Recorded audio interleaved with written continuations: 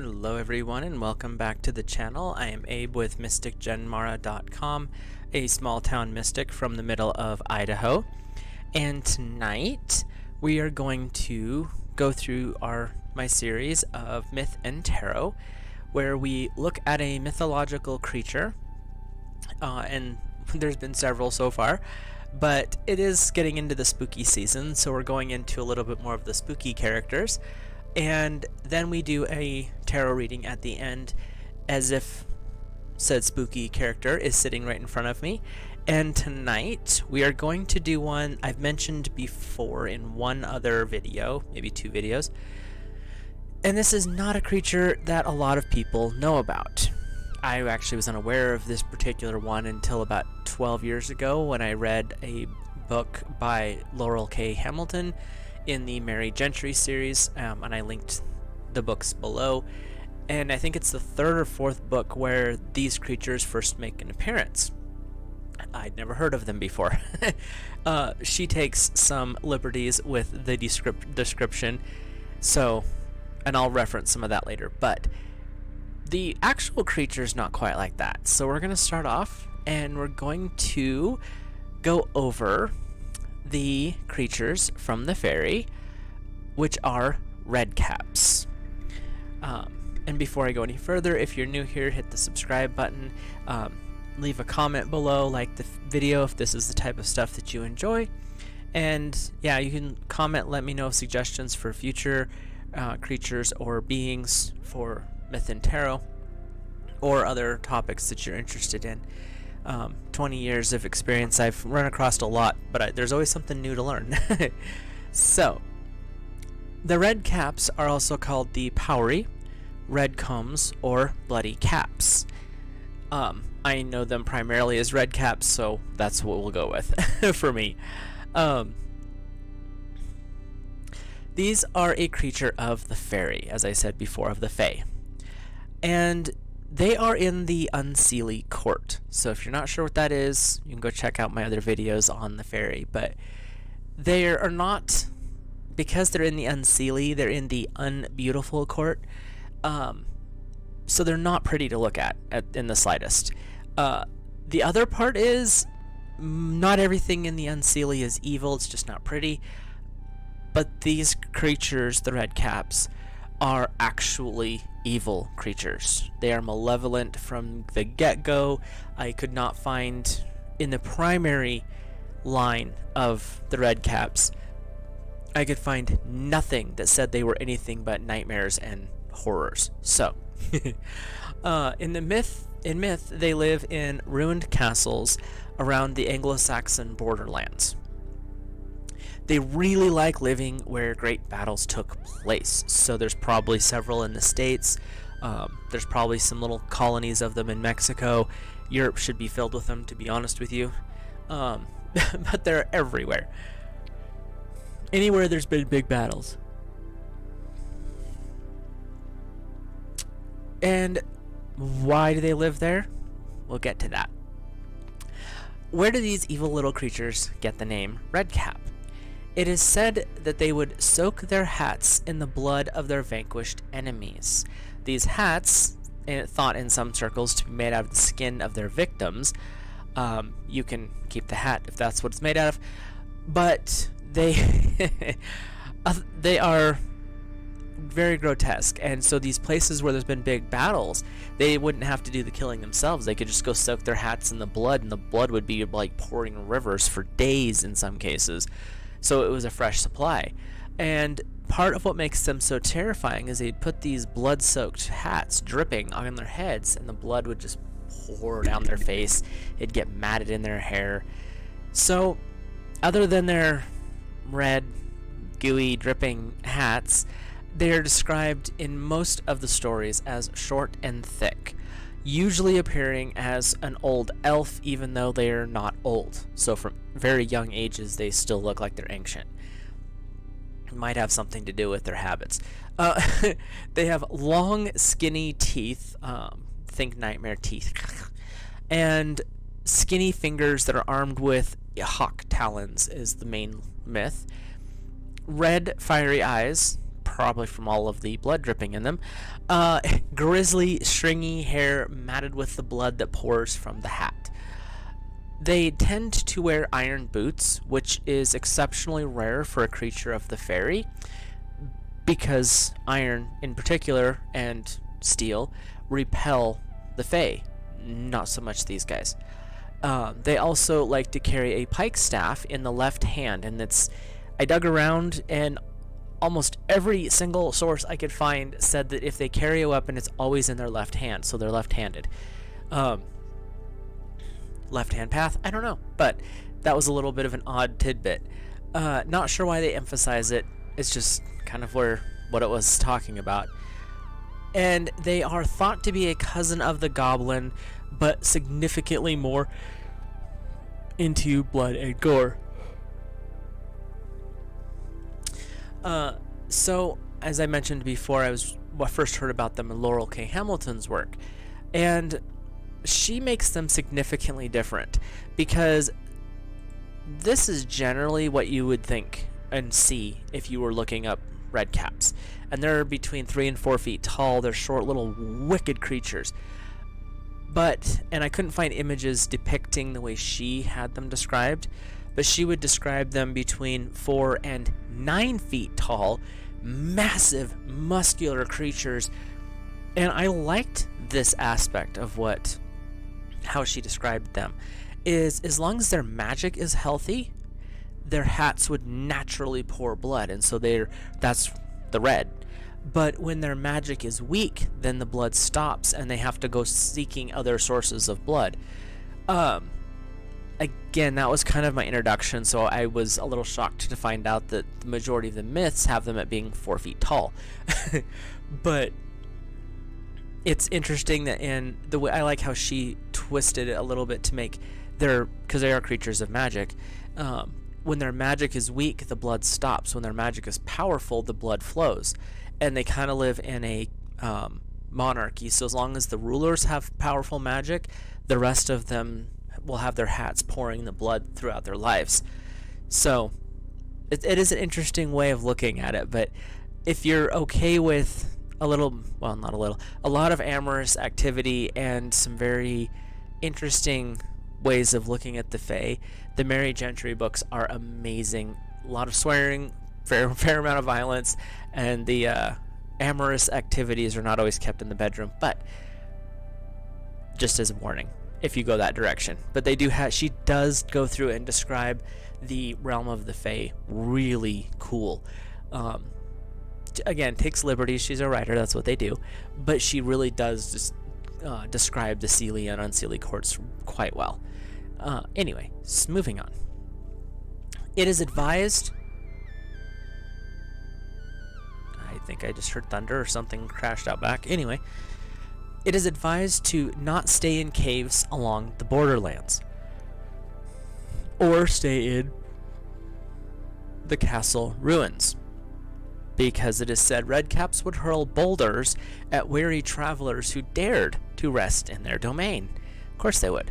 If a redcap is lucky enough to end a traveler, the redcap would then soak his hat in the blood that would be pooling from the massive boulder that was just dropped on them. Pleasant little fellows, aren't they?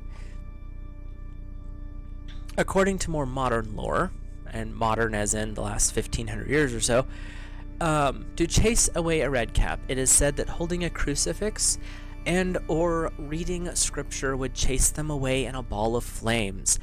And for some unknown reason, the redcap would only leave a single razor-sharp tooth. Mind you, this is lore from the last 1500 years or so. Before that, there was no clear way to stay safe from a redcap. So was this a way for the Christians to reduce their power, reduce the magic? Or was this really something that would happen? Because you go back beyond that, and the older lore states redcaps are said to kill frequently, because if their bloody hats go dry, the redcap may die. They will at least sicken. So they're really focused on the blood, and according to the old legends, good luck getting away from a redcap. For short, stocky, ironclad creatures, they can move unbelievably fast. Supernaturally fast was one of the references. You cannot and will not outrun them. So wherever they came up with the crucifix and scripture, that's nice, but the origin lore does not describe that. The origin lore is a little bit more intense. And you can use things as literally just two sticks held together. I don't even have two pens around me right now. That's surprising. Anyway, two sticks and a cross they said would work. But just for fun, I did stick a crucifix in the description if you want a little extra protection wandering around ancient ruins.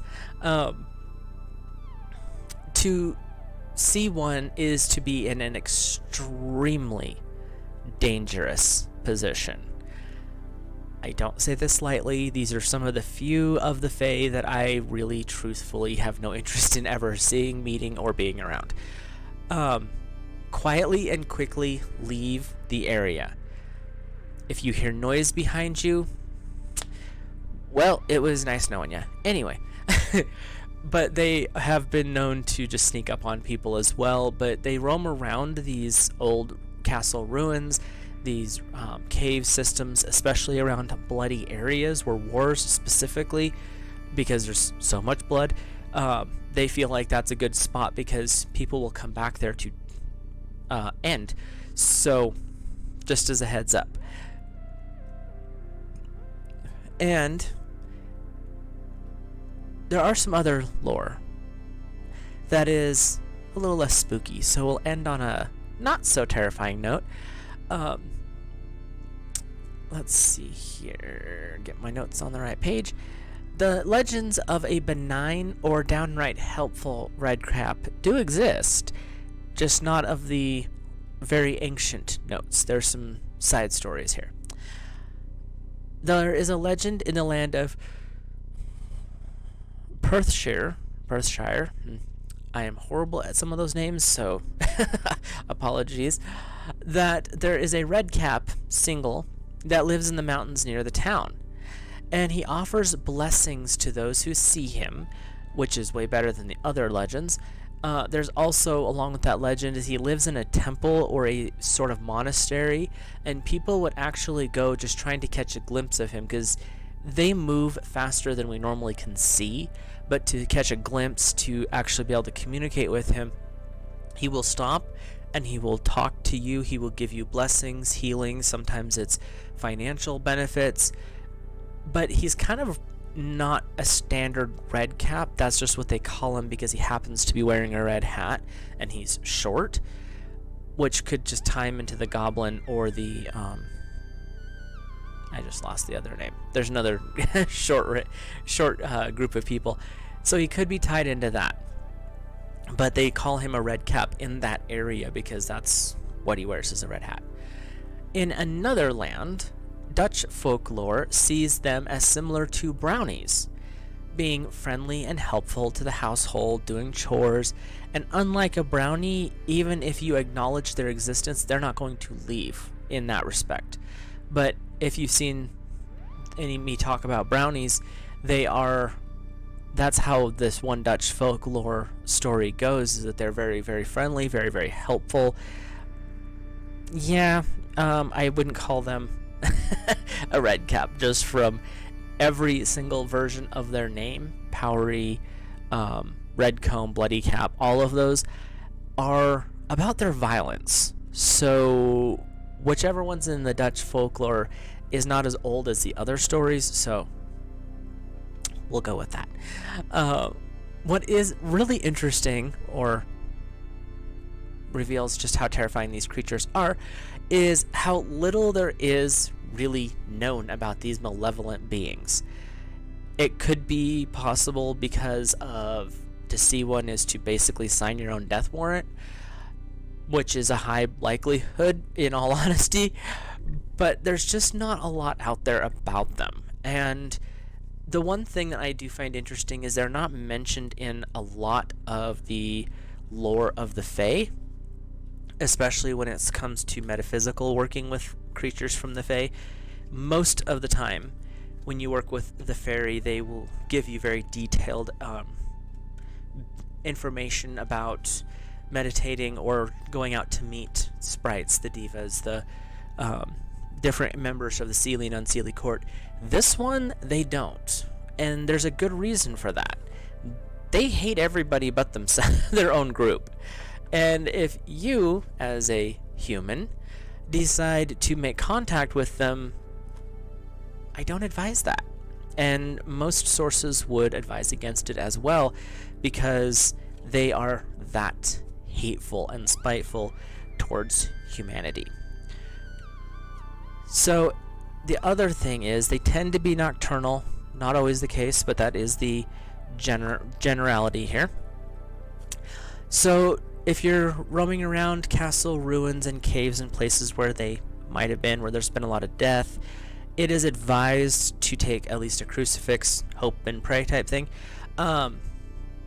And especially if you're doing it at night, I know ghost hunting is fun and all, but it's not advisable in all cases with these little gremlins. So just as a bit of advice there. And I usually don't tell people, don't go chasing this particular situation. Don't do it. There's a lot that I have looked into. There's a lot of things I've experienced in my life. I've avoided these guys because they're so little known, and it's because to find out is really to sign your death warrant. So, with that cheery note, let's hop over to the tarot. And I just used the Gotta rearrange some windows here. I have limited space on my little screen. We'll hop over to the tarot, and I use just the general Celtic cross spread for these readings. So in the significator's place, meaning who they are at this moment, they're experiencing a tower moment. There is some creative destruction going on in their little world, and it could be because of people moving into those environments and cleaning up the negative energy, which is awesome. But there's also this aspect of they need to do some soul searching. There's a little bit of destruction of some old habits that they need to fix. But there's also this image that I'm getting is their lifestyle as a whole is being destroyed. There's something else on the horizon for them, but at this particular moment they can't see that. All they're seeing is the destruction. So the thing that's crossing them, their obstacle or challenge, is the Four of Chalices. They care, but they almost don't. Like they're confident enough. There's a little bit of an ego that's coming through here that, whatever. I mean, she's leisurely puffing on her smoke. Like, whatever. I just don't care. The world around is just doing its thing, and that's where they're at. Is they're in the middle of a tower moment. Things are being destroyed. And their biggest challenge is their own ego of, whatever, it's not that big of a deal. We'll survive, and they may, but what's the cost? So their higher self, or the things that are influencing them, are the Queen of Swords. So there is some feminine energy coming through, and they do have both genders, although most of the time you reference them as male because even the women have beards. They're a lot like the dwarfs in that respect. But their warlike nature is influencing them, but it's coming through as pick your battles. You don't always have to go out and fight and carry on and carouse. Even if your magic is dimming and the blood slows on your hat, according to the Mary Gentry series, that's okay. You don't have to always be out there. And that's what the Queen of Swords is coming through saying right now is pick your battles. Don't be a doormat, but you don't always have to go out and fight to beat all heck and back. So, for their subconscious mind, their shadow self, there was 2 cards that came out. Oh, those are interesting cards. Number 15 of the Devil, and we have number 4 of Swords. So we've got some sorrow as well. So with these 2 cards, they're their own worst enemy. That's the problem, is their shadow self is basically the devil. They're contrarian, like, oh, you think you're going to push me around? And that's the primary energy. But the secondary energy is the devil, their contrariness, their "Oh, you're not telling me what to do," is leading to great sorrow. And that sorrow is coming in the form of death and chaos, which also feeds the negative ego, the devil card. So you've got these two different energies coming forward where they're like, you don't get to tell me what to do. This world will just do what I want no matter what. Your Tower card says otherwise. But their shadow is showing that this contrariness is also masking or hiding their sadness, because they have been driven and forgotten from the majority of the Fae. They don't want to have anything to do with them. But you also have humanity moving in on them, which is destroying their old lands. We're cleaning up the energy, finally, and that is purging the need for them, and it's also removing some of their power, and that's that sorrow part. But they still have that contrarian attitude of, you're not telling me what to do. So, special little guys, aren't they? The past is the King of Wands. So their past actually showed that they had everyone bending the knee at one point. Even the Queen of the Unseelie would not go against them. She had to offer, as tends to be the case with the Fae, you have to offer something to get something in exchange. Even she had to offer the pint of blood or pound of flesh to get them to fight for her, and they would. But they thought they had all the cards. They were the ones in charge. You can see that the queen energy here is kneeling before the king, because they, in their history, they were the rulers. They were the ironclad fist of their domain, and no one went against them. So their immediate future, which for creatures that are borderline immortal, look at the next 100 years, is the one of chalices. There's a new opportunity coming forward for the Redcaps, and it's an opportunity that is more peaceful if they're willing to take it. That's the key to this offer of the future. Their tower is destroying. They're literally, where they're at right now is they're going through a period of mass destruction. But you've got the Four of Chalices, their ego's in the way and it's crossing them.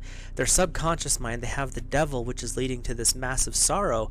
So they are not in a good place right now. Their future, there's an opportunity if they choose to take it. That's the key aspect of that sentence.